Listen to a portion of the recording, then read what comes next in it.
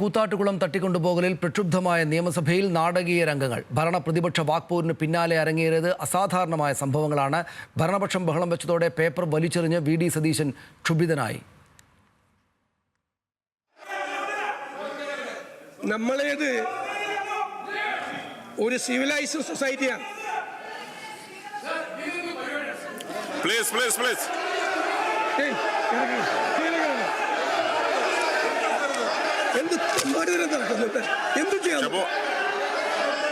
പ്രകോപിതനാവില്ല, അങ്ങ് പ്രകോപിതനാവില്ല പ്ലീസ്, അങ്ങ് പ്രകോപിതനാവില്ല, അങ്ങ് പ്രകോപിതനാവില്ല പ്ലീസ്.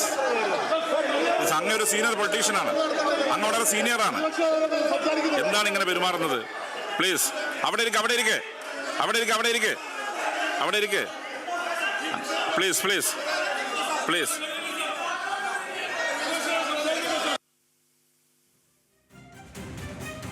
തട്ടിക്കൊണ്ടുപോകലിനെ ന്യായീകരിക്കുന്ന ഭരണപക്ഷം അഭിനവ ദുശാസനന്മാരാണെന്ന സതീശന്റെ പ്രസംഗമാണ് പ്രതിപക്ഷത്തെ പ്രകോപിപ്പിച്ചത്. അതേ തുടർന്നാണ് വലിയ ബഹളം ഉണ്ടാവുകയും സതീശൻ തിരിച്ച് പ്രകോപിതനാവുകയും ചെയ്തത്. കാലുമാറിയ കൗൺസിലർ കലാരാജു രാജിവെച്ച് പോവുകയല്ലേ വേണ്ടതെന്നാണ് മുഖ്യമന്ത്രി അദ്ദേഹത്തിന്റെ പ്രസംഗത്തിൽ നേരത്തെ ചോദിച്ചത്.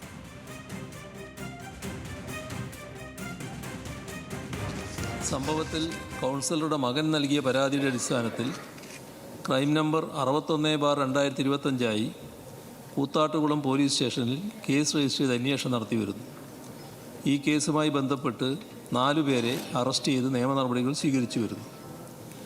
കലാരാജു വീട്ടിലുണ്ടെന്ന് അറിഞ്ഞ് പോലീസ് സ്ഥലത്തെത്തുകയും തുടർന്ന് അവരെ കൂത്താട്ടുകുളം ഗവൺമെൻറ് ആശുപത്രിയിലെത്തിച്ച് ചികിത്സ നൽകുകയും ചെയ്തിട്ടുണ്ട്.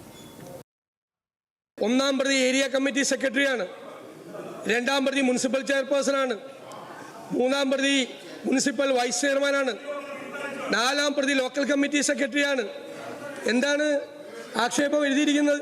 7 വർഷം വരെ തടവ് ശിക്ഷ കിട്ടാൻ പറ്റിയ കുറ്റമാണ് നിങ്ങളുടെ പാർട്ടി നേതാക്കൾ ചെയ്തത്.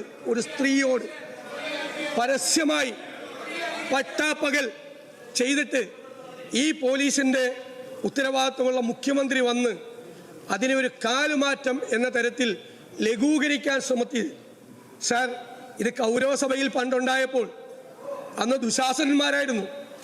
ഇന്ന് ഈ കാര്യം സംസാരിക്കുമ്പോൾ നിങ്ങൾ ബഹളമുണ്ടാക്കുമ്പോൾ നിങ്ങൾ ചരിത്രത്തിൽ അഭിനവ ദുശാസന്മാരായി മാറും എന്ന് മറക്കണ്ട. കൗൺസിലറുടെ കാല് വെട്ടിയെടുക്കുമെന്ന് പറയുന്നതാണോ സ്ത്രീ സുരക്ഷ എന്നായിരുന്നു നോട്ടീസ് നൽകിയ അനൂപ് ജേക്കബിന്റെ ചോദ്യം. ഒരു സ്ത്രീയെ പരസ്യമായി നടു റോഡിൽ വസ്ത്രാക്ഷേപം ചെയ്യുന്നതാണോ സാർ സ്ത്രീ സുരക്ഷിതത്വം? അവിടെ കാല് വെട്ടിയെടുക്കുമെന്ന് പറയുന്നതാണോ സാർ സ്ത്രീ സുരക്ഷിതത്വം? അവർക്ക് നേരെ കൊലവിളി നടത്തുന്നതാണോ സാർ സ്ത്രീ സുരക്ഷിതത്വം? പോലീസ് നോക്കി നിൽക്കെ അവരെ വാഹനത്തിൽ തട്ടിക്കൊണ്ടു പോകുമ്പോൾ എവിടെയാണ് സാർ അങ്ങ് പറയുന്ന സ്ത്രീ സുരക്ഷിതത്വം ഈ കേരളത്തിലുള്ളത്? സാർ, ജനാധിപത്യത്തിനേറ്റ ഏറ്റവും വലിയ കളങ്കമല്ലേ സാർ അത്?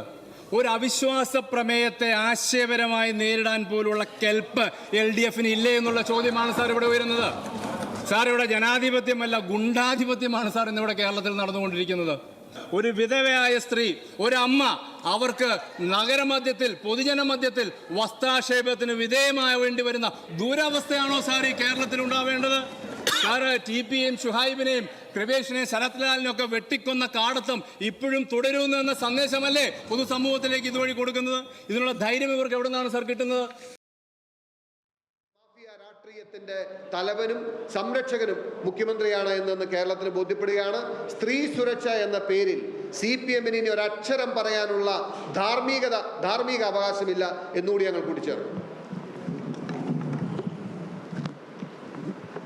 കേരളത്തിൽ ഭരണം നടത്തുന്ന ഇടതുപക്ഷ മുന്നണി സർക്കാർ തന്നെ ഇവിടെ എന്ത് കൊള്ളരുതായ്മ കാണിച്ചാലും പൂർണ്ണ സംരക്ഷണം കൊടുക്കാൻ അവർ വളരെ കാര്യമായി നിലകൊള്ളുന്നു എന്നതിൻ്റെ തെളിവാണ് ഇപ്പോൾ നേതാക്കൾ ചൂണ്ടിക്കാണിച്ച കൂത്താട്ടുകുളം സംഭവം. സ്ത്രീകളായ ജനപ്രതികൾക്ക് പോലും ഇവിടെ അഭിമാനത്തോടെ പ്രവർത്തിക്കുവാനോ ജീവിക്കുവാനോ കഴിയില്ല എന്ന സ്ഥിതിവിശേഷം ഗുരുതരമായ പ്രശ്നമുണ്ടായതിനു ശേഷം നിയമസഭയിൽ ഉന്നയിച്ചപ്പോൾ അതിൽ ബഹുമാനപ്പെട്ട മുഖ്യമന്ത്രി എടുത്ത വളരെ ലാഘവത്തോടുകൂടിയ സമീപനം, ഗവൺമെൻറ്റിൻ്റെ നിഷേധാത്മക നിലപാട്, ഇതിൽ പ്രതിഷേധിച്ചുകൊണ്ട് പ്രതിപക്ഷ നേതാവ് ശ്രീ V.D. സതീശനും പ്രതിപക്ഷ ഉപനേതാവ് ശ്രീ P.K. കുഞ്ഞാലിക്കുട്ടി സാഹിബും കേരള കോൺഗ്രസിൻ്റെ ചെയർമാൻ ശ്രീ P.J. ജോസഫ് സാറും വോക്കൗട്ട് പ്രഖ്യാപിക്കുകയും വോക്കൗട്ട് നടത്തി പ്രതിപക്ഷ നിയമസഭ ബഹിഷ്കരിച്ച് പുറത്തു വന്നു. ഇപ്പോൾ ഇവിടെ അനൂപ് ജേക്കബും കുഴൽനാടനും ഇവിടെ ചൂണ്ടിക്കാണിച്ചു. ഇതിൻ്റെ വസ്തുതാപരമായ കാര്യങ്ങൾ അവർ ചൂണ്ടിക്കാണിച്ചു. ഗവൺമെൻറ് കുറ്റവാളികളുടെ പേരിൽ നടപടിയെടുക്കാൻ ഇനിയെങ്കിലും തയ്യാറാണ്.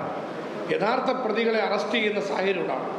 അതിന് പകരം അഡ്ജസ്റ്റ്മെൻറ്റ് പ്രതികളെ ഹാജരാക്കി ഈ കേസിൻ്റെ യഥാർത്ഥത്തിലുള്ള സാഹചര്യങ്ങൾ മറച്ചു വെച്ചുകൊണ്ട് അതിൽ നിന്ന് പ്രതികൾക്ക് സംരക്ഷണം കൊടുക്കുന്ന നിലപാട് തിരുത്തുവാൻ സർക്കാർ തയ്യാറാണ്. അതുപോലെ കലാരാജുവിന് ഇപ്പോൾ ഉണ്ടായ അഭിമാനക്ഷതം അവരെ മാനസികമായും പൊതുമധ്യത്തിലും അപമാനിക്കുന്ന സാഹചര്യം ഉണ്ടാക്കിയ ഇടതുപക്ഷ മുന്നണി പരസ്യമായി ജനോട് മാപ്പ് പറയും. ആ നിലയിൽ കേരളത്തിൽ ഗവൺമെൻറ് നിരന്തരമായി പറഞ്ഞുകൊണ്ടിരിക്കുന്ന സ്ത്രീ സുരക്ഷ, ആ സ്ത്രീ സുരക്ഷ വെറും കടലാസ പുലിയാണ്. ഒരു തരത്തിലും ഗവൺമെൻറ്റിന് ആത്മാർത്ഥതയില്ല എന്ന് സർക്കാരിൻ്റെ നിലപാട് തന്നെ വ്യക്തമാക്കുന്ന സാഹചര്യത്തിൽ സർക്കാർ തെറ്റുതിരുത്തണം. ഇക്കാര്യത്തിൽ കുറ്റവാളികളെ അറസ്റ്റ് ചെയ്തുകൊണ്ട് മാന്യമായ നിലപാടെടുക്കുവാൻ ഗവൺമെൻറ് മുന്നോട്ട് വരണം എന്നാണ് ഞങ്ങൾ ആവശ്യപ്പെടുന്നത്.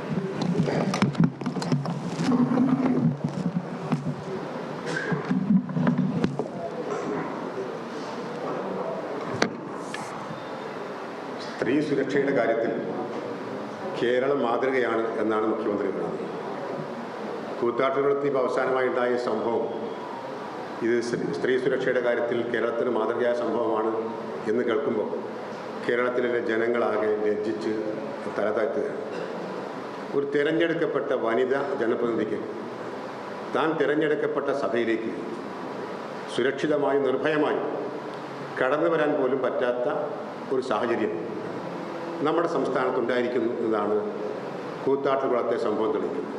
ഇവിടെ നേരത്തെ പറഞ്ഞതുപോലെ കൂറുമാറ്റത്തെക്കുറിച്ചാണ് പറയുന്നത്. കേരളത്തിലെ തദ്ദേശ സ്വയംഭരണ സ്ഥാപനങ്ങളുടെ കൂറുമാറ്റത്തിൻ്റെ കഴിഞ്ഞ കാല റെക്കോർഡ് എടുത്ത് പരിശോധിച്ചാൽ ഏറ്റവും കൂടുതൽ അംഗങ്ങളെ കൂറുമാറുന്നതിന് വേണ്ടി പ്രോത്സാഹിപ്പിക്കുകയും ഏറ്റവും കൂടുതൽ തദ്ദേശ സ്വയംഭരണ സ്ഥാപനങ്ങളിൽ അംഗങ്ങളെ കൂറുമാറ്റി അവിശ്വാസ പ്രമേയം കൊണ്ടുവരികയും ചെയ്തത് CPM-ഉം ഇടതുപക്ഷ മുന്നണിയുമാണ് എന്ന കാര്യം എല്ലാവർക്കും അറിയാം. അപ്പോൾ ഇത് ഒരു വനിതാ കൗൺസിലർക്കെതിരായി നടന്ന ഹീനമായ അക്രമത്തെ കേവലം ഒരു കൂറുമാറ്റം എന്ന ലാഘവത്തോടുകൂടി